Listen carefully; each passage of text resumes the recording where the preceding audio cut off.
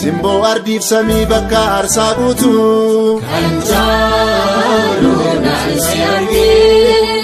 leenca saawwarii isaa namas kan fakkaatu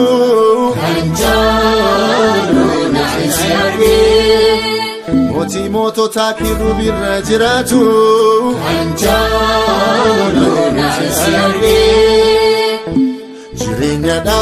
jireenyadha ilmi waaqayyo Yesuus jireenyadha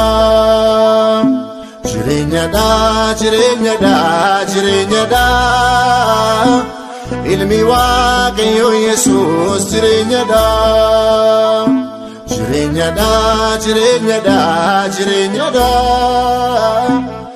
dhugaan na keessa jireenyadha.